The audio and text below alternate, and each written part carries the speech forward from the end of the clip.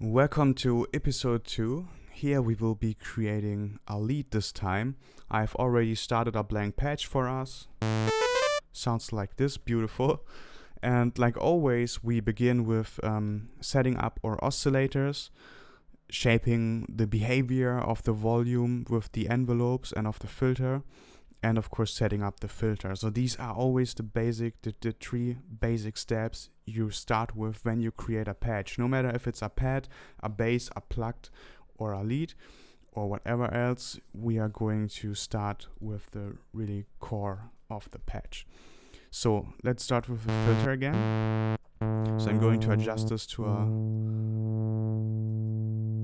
minimum level, like where the sound will end up when we play something.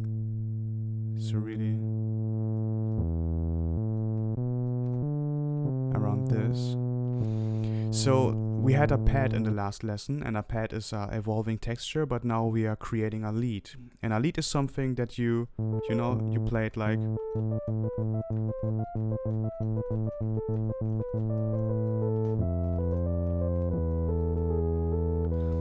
Now this is just playing around, but you play it like this, right? A lead is the main, like the name says, the leading part, the leading instrument. It's the main thing of your song, probably, except you have a singer in the front of something, but it's the main melody. It's the voice of your song, the core, and it needs to be playable quickly.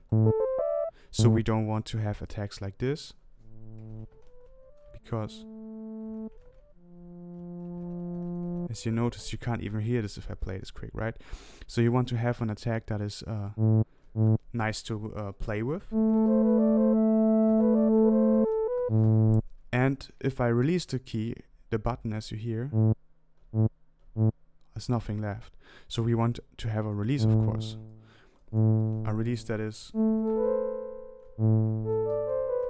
good, but not too long, because if you make the release something like this, I mean, you can if this is a special purpose in your song, but if I put the release on 5 seconds here, see what happens. So this would function in a song with not so much going on, where the lead can really fold out like this. But in a busy song with a lot of instruments, elements, and when this patch here is done and it's louder and it's more present in the mix, and you play it and stuff like this, you see it's just all overlapping. So this is it's consuming a lot of space. So I'd go for something with a nice tail. It still fades out nice. So I think this is good. This is pretty good. And then we are going to bring in the filter for now, as we did before.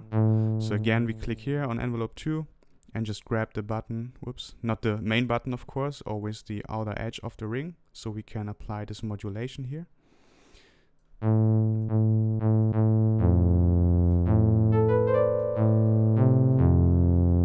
And here we increase the attack a little bit.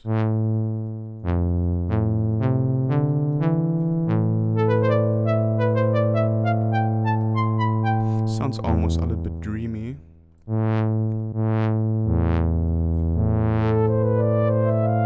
This is too long. As you notice, it takes too long until it falls out. And a release for the filter as well. What do we have here? 1.95. So let's go for something similar. So if I release the key, I get the same, or maybe a little bit shorter. So it's not so open all the time. And the decay button, when we hold down the key. You know, remember, the release is when we release the key if I just play it quick, but if I hold down, the decay is the main parameter. So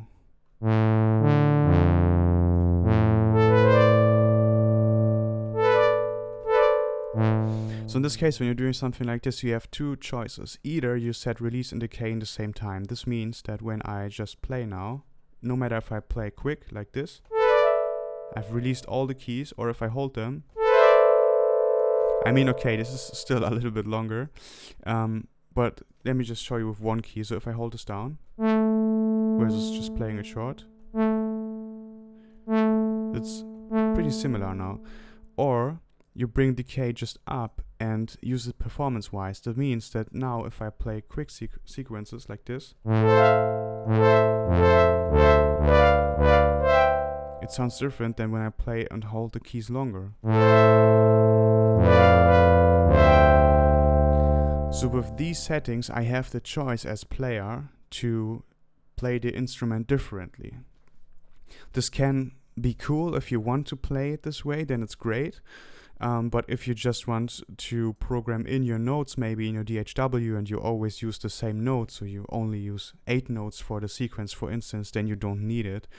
But then if you want to play stuff live in, and you sometimes hold notes longer than you want, just because you do when playing, and you get a longer decay, then it's good to bring this to the same amount so it doesn't affect your playing, if you get what I mean. So, but this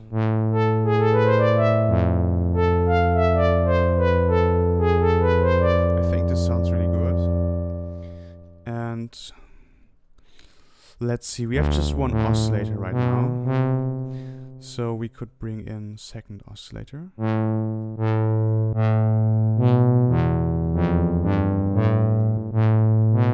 So maybe with a triangle. So the triangle is less edgy. I show you how it sounds again. Like this is only the oscillator 2 now. One is turned off.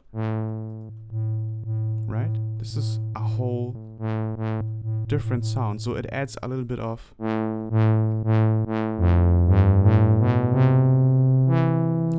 thickness. And if you play with the fine tune stuff like this here, you hear it will start to swing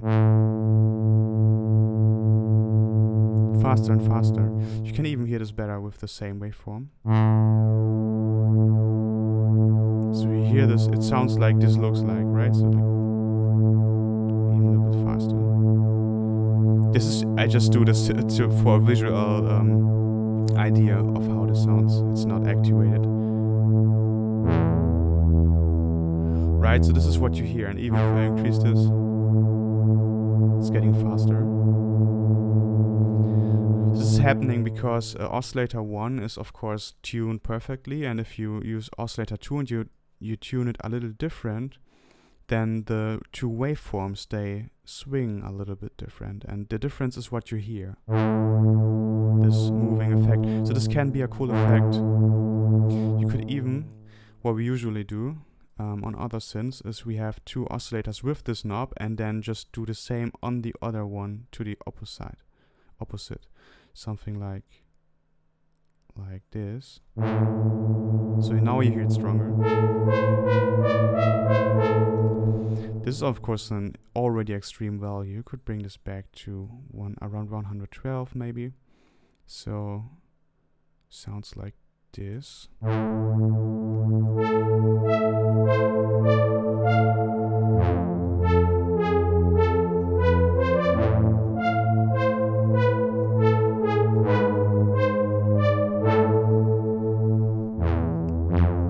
It's a pretty cool effect as well. So if you want to make use of this effect really strong, you need one oscillator and a second oscillator that has the same button, so you can detune them against each other like I did here. But having our first oscillator here and just doing this does the job as well. It sounds different because only one of both is detuned now, but it doesn't really matter. This here sounds a little bit thicker because now one is in tune and strong, and only 2 is adding a little bit of this movement. Here it's not that audible, so maybe we'll just stick with this one. Or we go for a pulse. Because what we could do here is add pulse with modulation.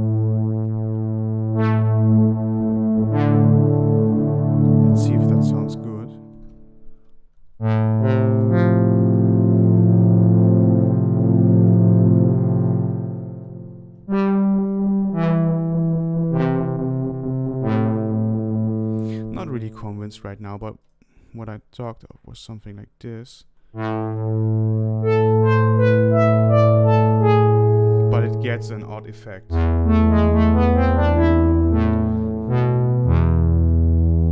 So I will be talking about chords with modulation maybe in another lesson. So let's stick with this for now, detune a little bit. I think that's fine. And we could leave it like this, so not turn this into a sub-oscillator, because we want this effect with the detune to be present. If I bring this down,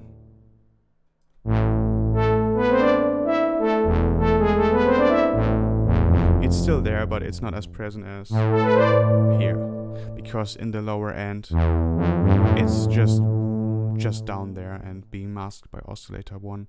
So if we want to have a sub oscillator, we can now turn on oscillator 3, detune it, and have more low end, and we can make this actually to a triangle waveform, which is more subtle and just adds more subtle low end, not as gritty as this one. Right, this is way more smooth, and of course this is even more smooth, but the sine wave has really a lot of harmonic content and it starts to rumble a bit in the low, so I would be careful with this one, but this is a good compromise.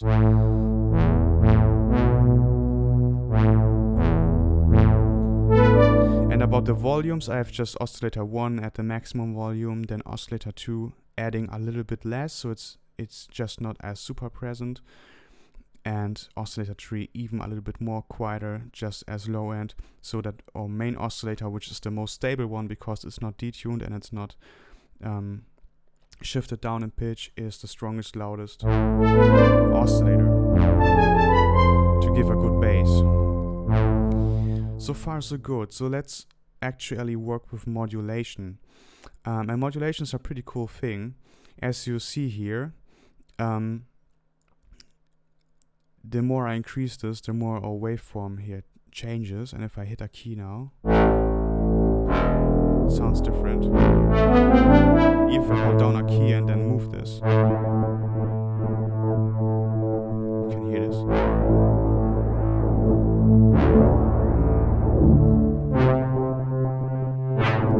So of course we need to figure out if this fits into the patch. If we don't have practical use for this, we will ditch it, but let's see. So what is modulation in general?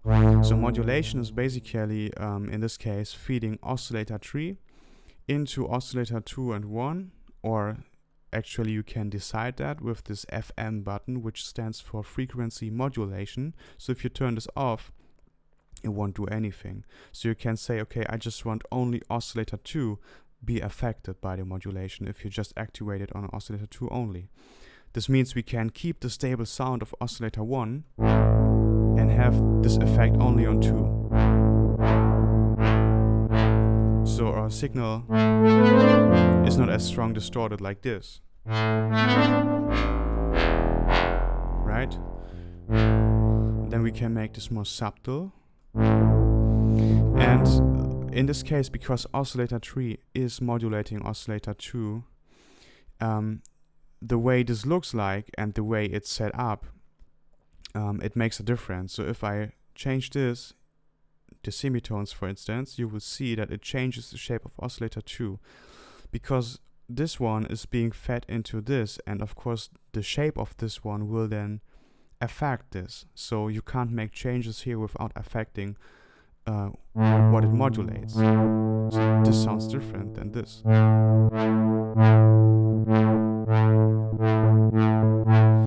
It's, by the way, not important, like, if you ask yourself now maybe, like, how is a pulse waveform affecting this different like this?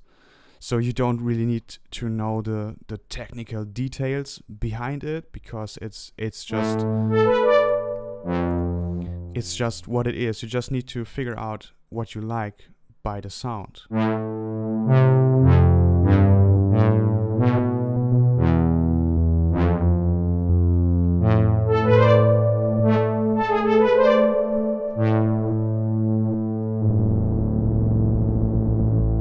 Let's bring is back to sub-os.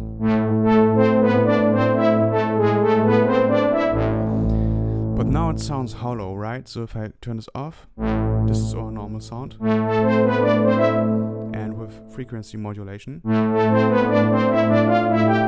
has some metallic sound to it, a little bit hollow, which I don't quite like.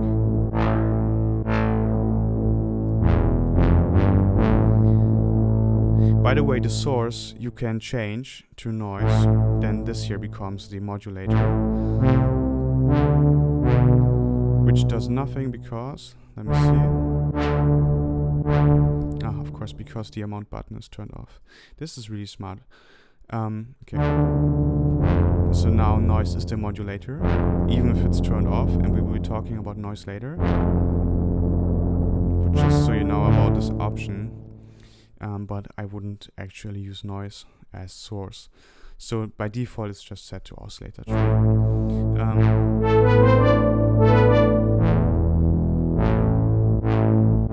So this way we just add a little bit of grittiness.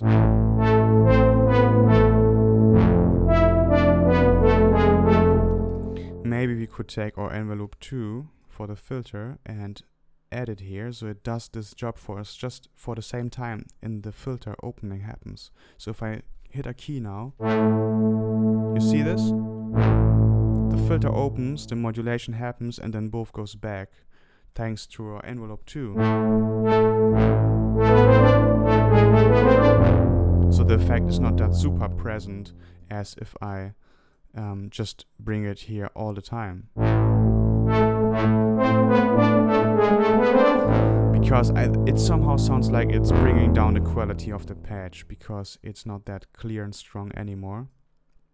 But this way we can add it a little bit more subtle. We can even make this less. And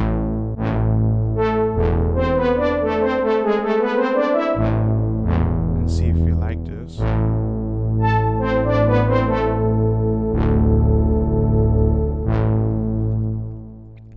So far so good, but our patch is pretty dry. So there's no effect on it yet, so let's start by, let me think, do we want to have delay? Let's see if we want to have delay on this patch. So of course we turn it on first.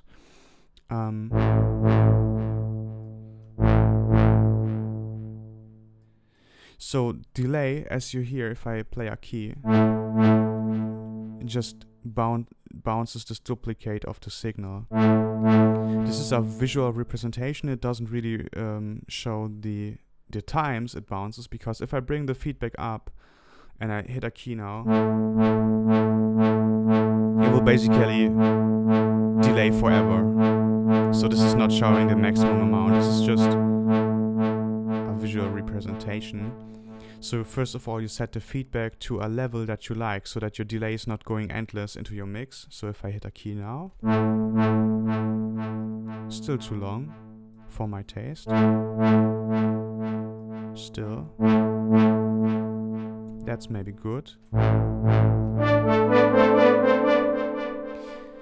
But first of all, it sounds even more metallic because we have this metallic sound because of our modulation.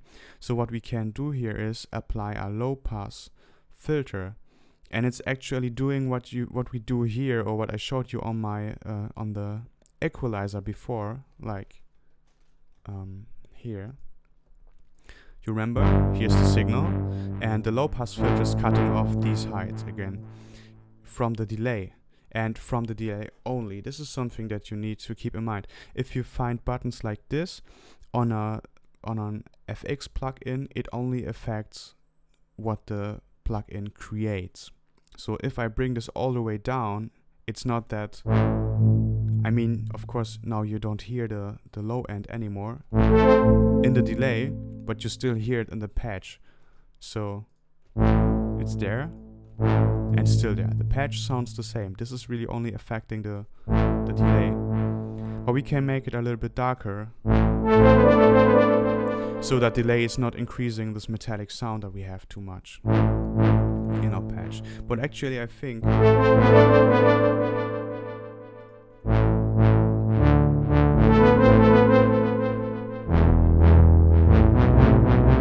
think this sounds less metallic than before.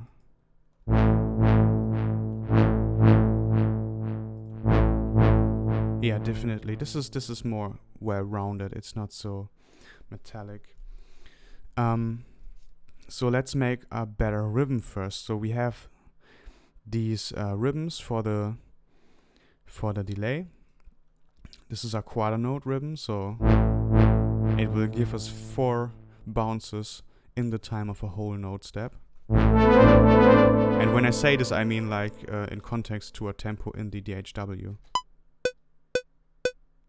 Right, so this is 4 beats for a bar, right? It's 1, 2, 3, 4.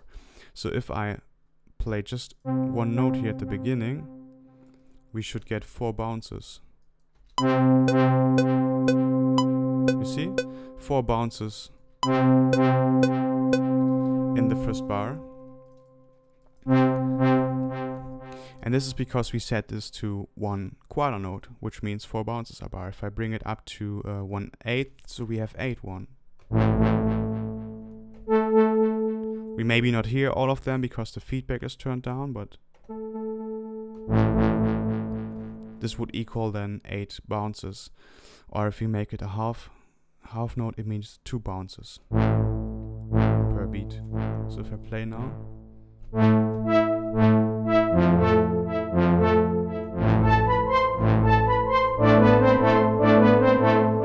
it's a bit difficult because when I record I have a little bit of delay. I mean, in my DHW, if I hit a key, it takes a few more milliseconds than usual until I hear the sound, so it's hard to play live performances sometimes, but just so you know. And anyway, what we can do about the timing, which is pretty cool, what I like, is we can either go for triplets or dotted. So triplets means the value we have, but a little bit shorter, so a little bit quicker, you could say. So compared to a quarter note in triplets is quicker, while dotted means a little bit longer.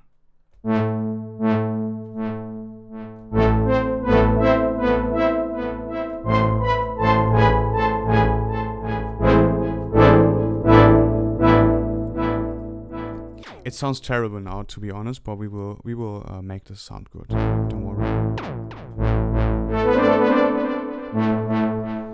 So let's make the delay really just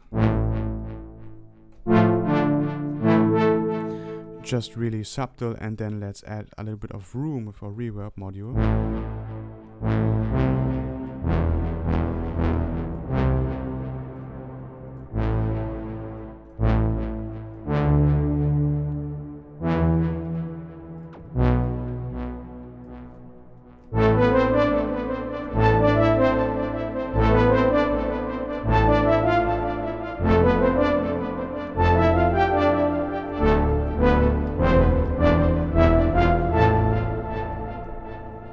So this is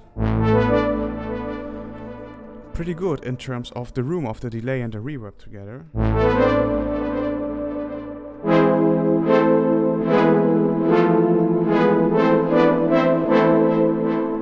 And we will be talking later, of course, about our plugin chain, like in what order should you use your plugins and stuff like this. I will cover this in the effects section.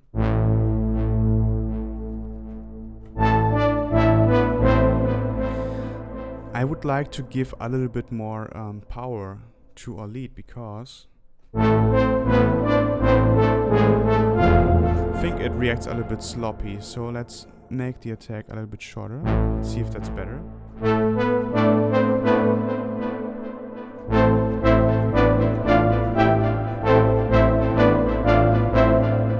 So now the delay messes a little bit with my rhythm because it's this dotted sound. Let's look for something else.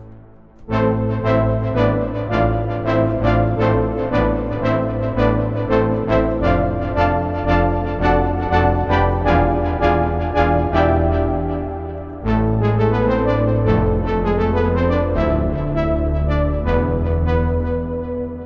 I think this delay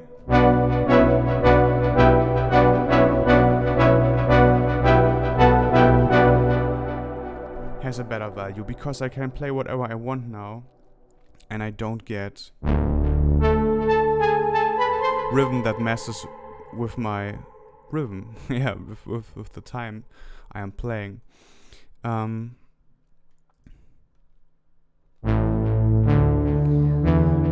I would like to have it a little bit smoother. Let's look if we turn off the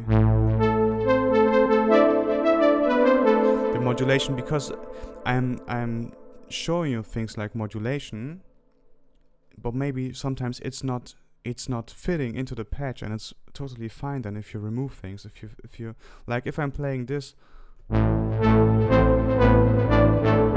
don't like this distortion at the beginning of each hit, so this is so beautiful smooth now.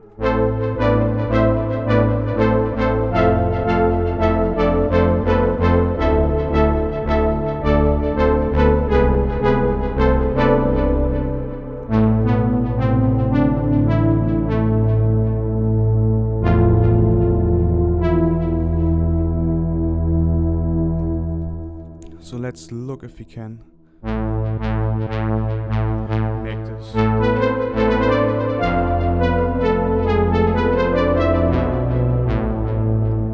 Make this more interesting. So let's talk about randomizer. I think we could use a randomizer well here. And let me actually turn this away from our modulation, because we don't use it anymore.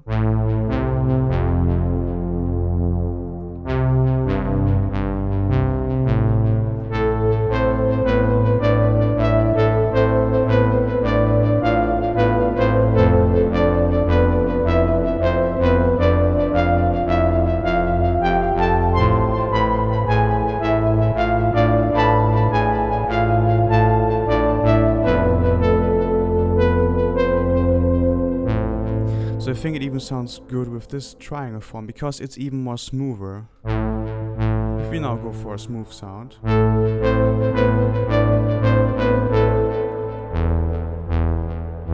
bring this back up again a little bit.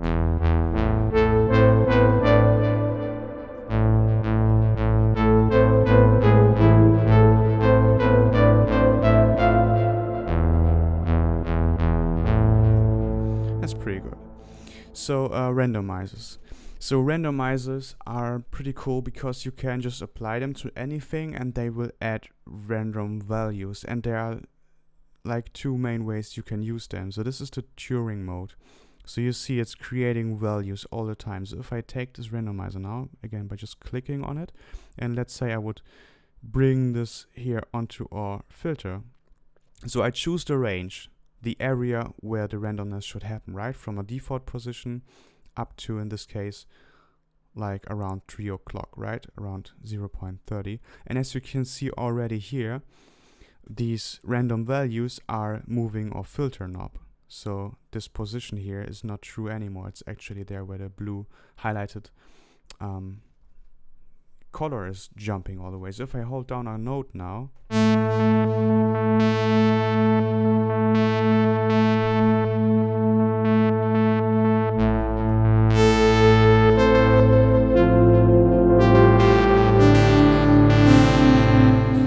of course a little bit edgy, because we have chosen such a huge range. So if I bring this down, we will get more balanced changes.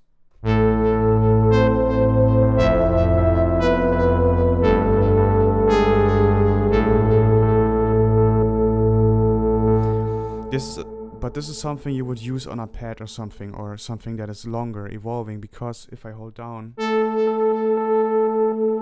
we can barely hear this. I mean, it's there, but it's not in the sense of our lead. We want to play our lead like this. And here it comes in a way. As you see, sometimes I get random values that are closing my filter too much, and this is not what we want. But just so you know what Turing does, we can see in the next lessons if we can bring this into a pad. Actually, in the randomizer lesson, I will do this. But for now, let's bring it to sample and hold. And sample and hold means if I hit a key, I will get a random value. So if I hold it down, nothing happens. And if I play, I will get random values all the time for every note that I hit. But again, we don't want to mess with the filter because sometimes it's super open, sometimes it's closed like this and it just doesn't sound good. It gives inconsistency into our sound. So let's think about where could we use this randomizer to add benefits. So what we could do, we could bring the resonance a little bit down and say we want to have some random values here in this area. So if I play now,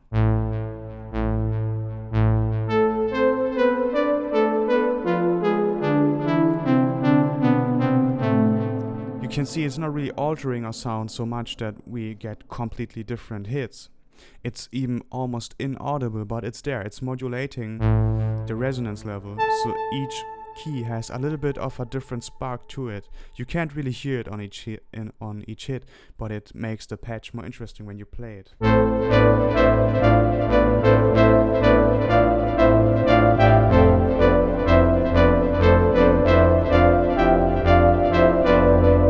But of course, it's still subtle. We don't really notice this. And by the way, let me see at the trigger modes. So actually, I would now choose poly. I will later, we will have a lesson later about mono, legato, poly, where I will explain this, so don't worry.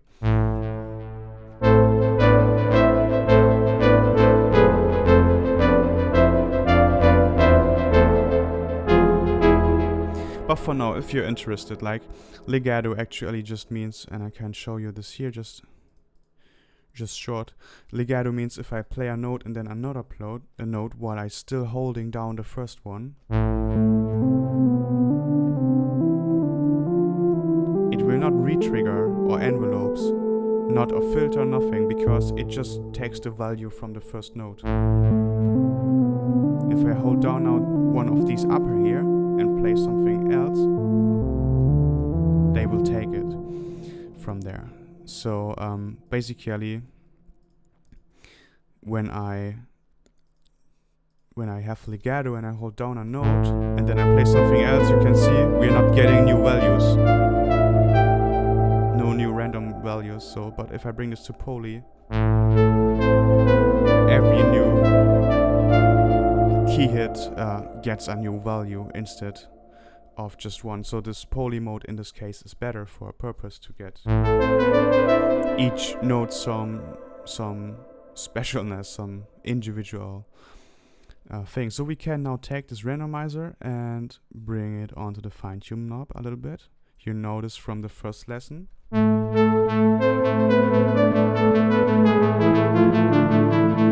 This is basically now doing the same thing as if we would use the drift button to add some randomness to the pitch of the notes.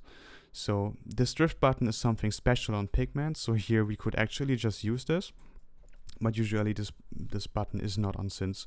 So if you want to have this effect, you could use the randomizer as I just did and bring it a little bit to the fine tune, just subtle like 0.6, because you don't want to have something like this. I mean, maybe you want for a particular sound, but it messes with your scale, right? You're not in key anymore when I play now. Sounds terrible, like in a horror movie, or like if you're playing on a really, really untuned instrument. So if we bring this to a subtle value, this is even already pretty present. So I could hear the changes in pitch. So I bring this back to 0.06 and it's really subtle. But now we have random resonance values and random fine-tune values, and this makes a sound already way more interesting.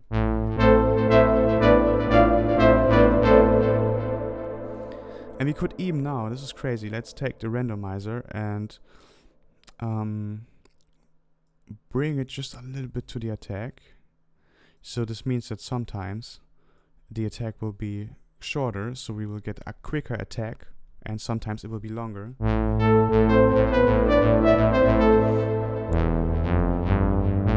I think this could be cool if it wouldn't go up in the same time, because I don't want it to go up, because then we can run into values that take long, and we want our lead to be playable quick still.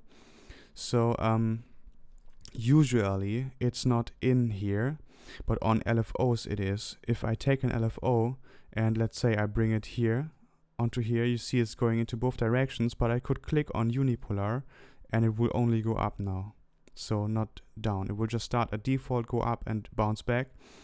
Or randomizer sadly doesn't have the function here. We can't do this. It's actually nowhere, so it's not good for the purpose of routing this to an envelope. However, let me think for a second. This is function 1, and I guess we have sidechain. Yeah, so let me actually explain you what sidechain do. So we can do this with the function, and this is now really getting complex, so don't worry if you can't, if you feel a little bit lost. I just want to show you this opportunity, but as I said, we're going to repeat the stuff and you will grow into it.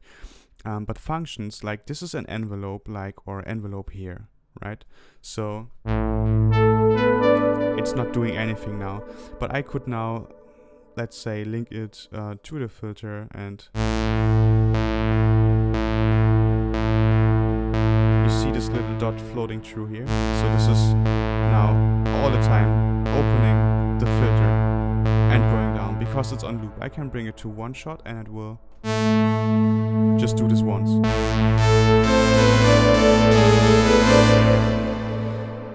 So what we could try to do is to take this function. This is by the way, this is special because you can create your own waveform, your own envelopes. Sorry, not waveforms, envelopes. Because here we only have this 4 dots in a special relationship to each other. But here you can really do whatever you want. You could now link this to here and get something like this. Right, so this is special about functions. Let me erase this quickly and bring this back to what it does. Right, so let's delink this from the cutoff and let's take this and route it to the attack. So if we now, because you remember I didn't want it to go up to not get longer values, so if we bring this a little bit down, however, by -11, and then sidechain it to the randomizer 1, it means by 100%, it means that the randomizer now picks random values for us from our default position up to down there. So if I now play,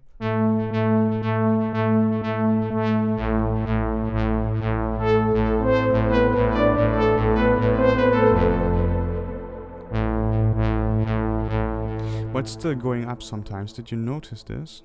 I don't know. I think the attack should become actually, let me try something.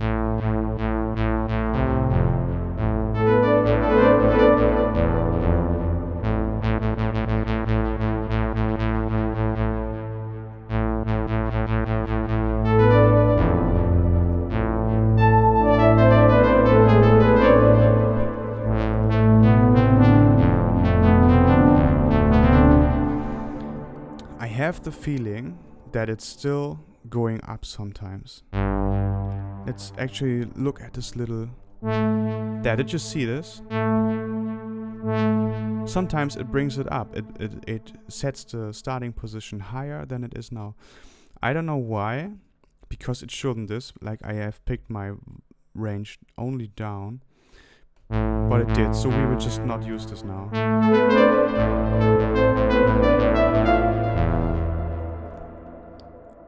Maybe it's a bug, but it shouldn't do this.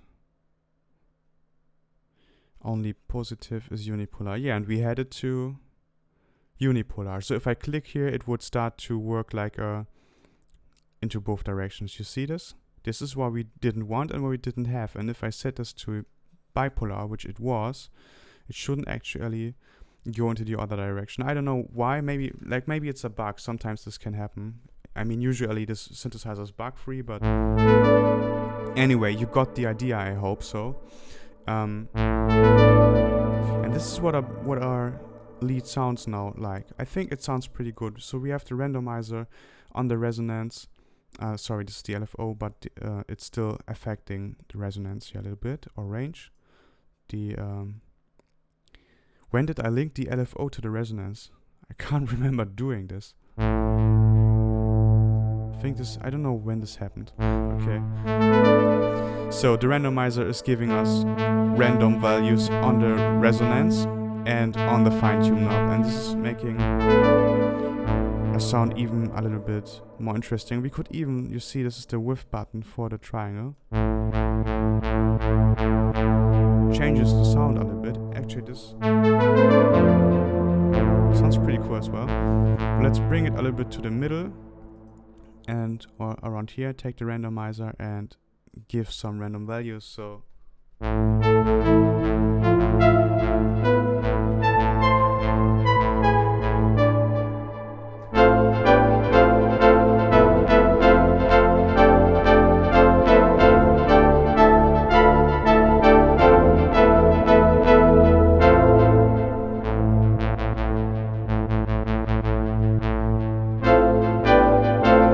sounds better, it's a more clear sound, but now we have the randomizer just adding a little bit of variation here.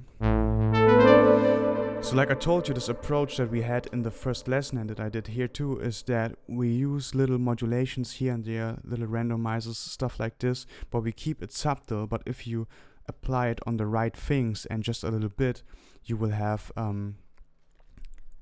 you will have a patch that is more coming alive. It's not as static. It's not that every single key hit sounds the same, but now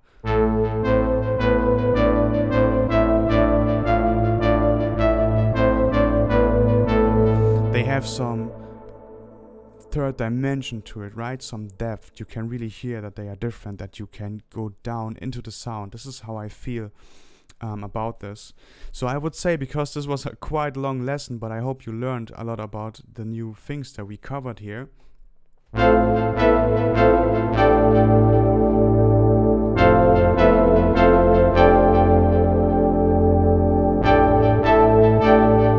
we leave it like this because this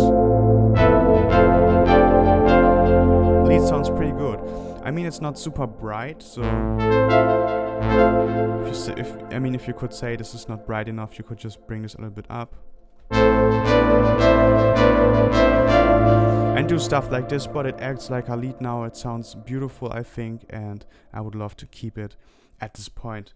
So we will be creating a plucked patch and a bass in the next 2 lessons and go over again through all these settings, and I will show you some new things while we get the old things deeper into your mind. So I hope you stay tuned. I hope you're good, and don't hesitate to grab your synthesizer and try some of this stuff out before you start the next lesson. See you there.